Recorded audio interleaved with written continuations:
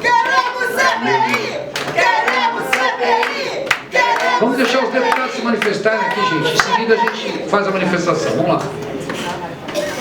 Prezado amigo, presidente, deputado Ricardo Triplo, iniciar te cumprimentando pela feliz iniciativa. É extremamente positivo, concordo com você, um debate como esse pode muito nos ajudar, não só em aperfeiçoar a legislação, mas abrir um grande debate nacional, que é sem dúvida necessário para um tema tão relevante como esse, que envolve, em primeiro lugar, o respeito aos animais, mas também uma série de aspectos de saúde pública que são igualmente relevantes. Cumprimentar todos os participantes, não vou nominar cada um, perdoe ao longo da fala, talvez me refira a um ou outro, mas todos, cada um com as suas teses, com as suas defesas e posições, mas imbuídos no propósito de contribuir aqui com esse debate. Eu vou, de início, me dirigir um pouco mais à doutora Paula Papa, porque é minha colega de profissão. Eu sou médico veterinário também e concordo 100% com tudo que você falou, com as preocupações que temos que ter com relação aos animais, com o respeito. Quem não for capaz de respeitar um animal, seguramente também não é capaz de respeitar um ser humano. É preciso que a gente tenha, de fato, essa compreensão, a dimensão disso, na relação que temos que ter entre nós, e a nossa relação com os animais deve se pautar nos princípios da ética, do respeito, do cuidado, do carinho. E, obviamente, isso não pode ficar esquecido quando eles estão nos servindo também nos processos de desenvolvimento científico. Quando a ouvia, me lembrava do meu período de faculdade na UFMG, que já praticávamos isso, doutora Paula. Na UFMG eu nunca fiz uma cirurgia como aluno em caráter experimental. Até onde eu me lembre também, acho que já é uma prática generalizada, sabe, Ricardo, querido deputado? As aulas de anatomia, a iniciação em cirurgia, sempre com cadáveres, com modelos, com ilustrações, e as cirurgias propriamente, que é claro existem na USP, na Universidade Federal, porque também não vamos dizer que alguém vai aprender a ser um bom cirurgião fazendo cirurgia no cadáver. Como é que ele vai aprender a fazer uma hemostasia, a estancar um sangramento, a fazer os procedimentos adequados que uma cirurgia requer, com muita frequência, inclusive com diagnóstico ao curso da cirurgia, em alguns casos, se ele também não vivenciar aquele momento. Eu tive a oportunidade de ver colegas, inclusive, que acabaram chegando à conclusão que não tinham tanta aptidão para a profissão, porque não suportaram muito a convivência com as incisões, com a presença do sangue. Então, tudo isso faz parte do aprendizado. Mas essas cirurgias, de fato, sempre ocorriam em animais que necessitavam de se submeter à cirurgia, procedidas por professores e acompanhadas pelos alunos. É o que é normal, não há nenhum milagre aí, não tem ovo do Colombo aí, é a realidade da USP, é a realidade da UFMG, de várias boas universidades do Brasil. Mas, ao mesmo tempo, e olha que eu ouvi, concordei com tudo que a doutora Paula falou. E, obviamente, você foi aplaudido.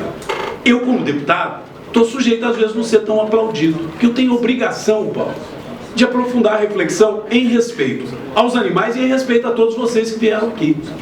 Porque o assunto requer uma reflexão que nos permita aprofundar um pouco mais. Lá na USP, lá na UFMG, em todas as universidades, pelo menos as boas universidades do nosso país, existem pesquisas. Não há como você pensar em universidade sem pesquisa. E lá na USP, existem animais que fazem parte de pesquisa. É claro que com o Conselho de Ética, que já tínhamos lá na UFMG também naquela época, e que precisa de ser sempre objeto de uma preocupação, de aperfeiçoamento da legislação. Quando eu faço essa referência, é porque naquele momento eu percebi que todos de alguma forma absorveram, pela forma apropriada e pela confiança que a doutora Paula inspira, algo como natural, os procedimentos da pesquisa e do Conselho de Ética.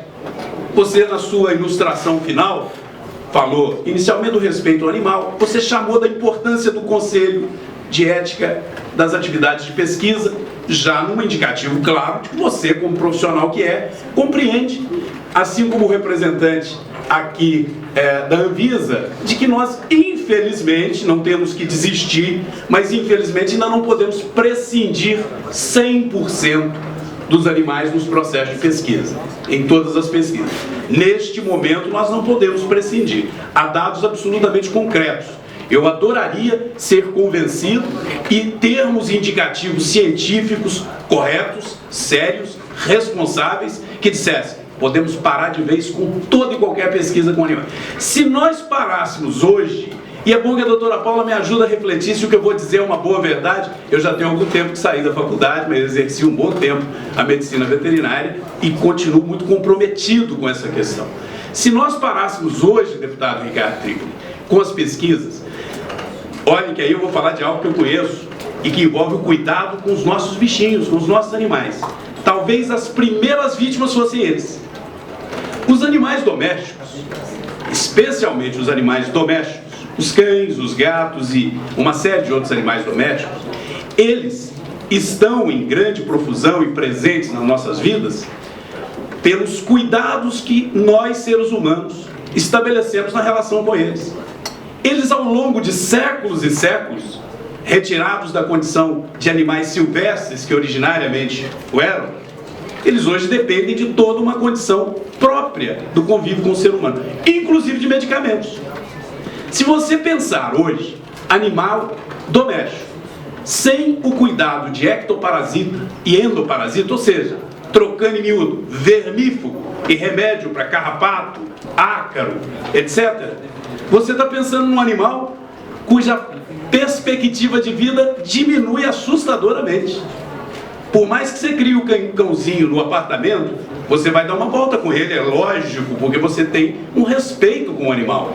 E você vai expor esse animal ao contato com essas doenças. E sem as pesquisas, porque elas vão mudando, criando resistência aos produtos. Eu me lembro ainda, estudante, acompanhando uma pesquisa sobre endo e ectoparasitas. E a necessidade de ir atualizando, modificando os medicamentos que são aplicados. Senão os animais chegam a um ponto que você olha um cachorrinho, ele está que é a pura pulga ou puro carrapato. Nos animais de fazenda, então, isso é assustador. A rapidez com que muda a necessidade de você adaptar num país tropical como o nosso. Então eu estou falando de princípios científicos. E eu tenho o maior respeito, o maior carinho a todos os animais, senão não tinha escolhido essa profissão. E exerci isso na minha vida pública, ao implantar o Centro de Referência de Saúde Animal em Divinópolis e ajudar a implantar, ao implantar uma série de ações, a criar a Sociedade de Proteção dos Animais, na época do All Terreno, ajudar inclusive como voluntário a estruturar a sede. Mas eu sei que nós não podemos prescindir da ciência. Eu faço essas observações porque a riqueza desse debate não pode nos levar a um antagonismo do tipo, olha, tem aquela turma lá do mal que quer trabalhar com pesquisa e tem a turma do bem que não quer. Não é por aí.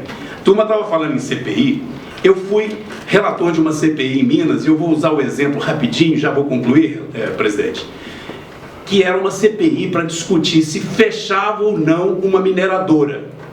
A mineradora incomodava uma parcela da sociedade em dado lugar.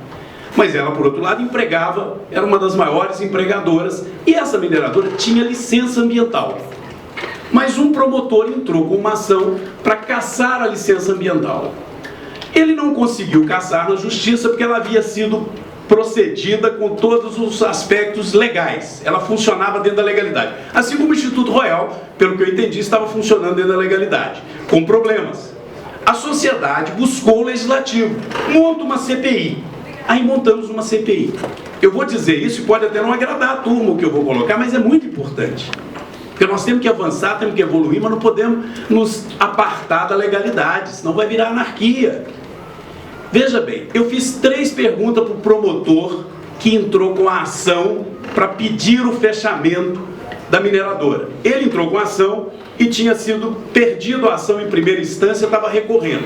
E nós montamos uma CPI para ver se podíamos ajudá-lo no legislativo. Um grupo pediu a CPI e ela foi instalada. Provavelmente não iria ter capacidade de interferir no judiciário, mas ela foi instalada. E eu fiz 3 perguntas para o promotor do Ministério Público Estadual, a maior autoridade em meio ambiente do Ministério Público em mineração.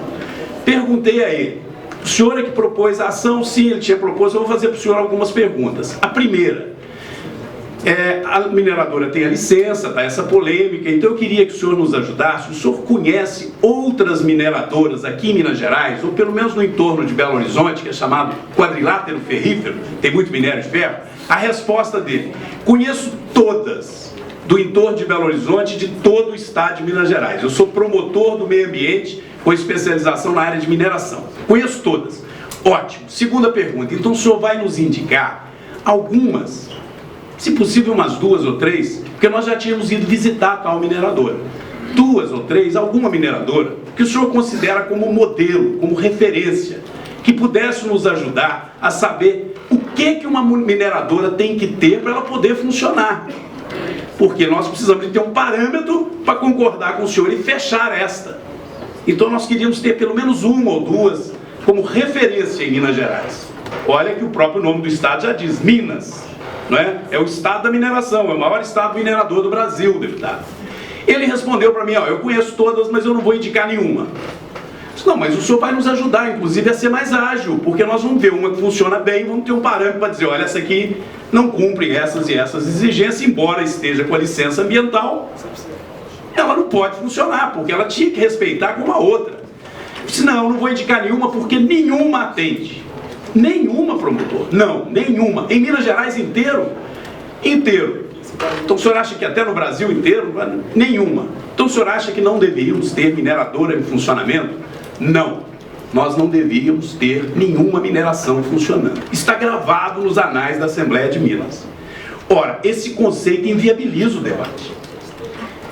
Não há como a sociedade de hoje viver sem mineração. É claro que mineração afeta o meio ambiente. Como é que você vai tirar o minério do solo, qualquer que seja ele, da areia para construção civil ou diamante, mas especialmente o minério de ferro, que é o mais explorado em Minas, sem mexer com a natureza? E o conceito dele era o seguinte, mexeu com a natureza não pode. E se não pode, não há como haver a civilização que nós temos hoje. E é inaceitável isso.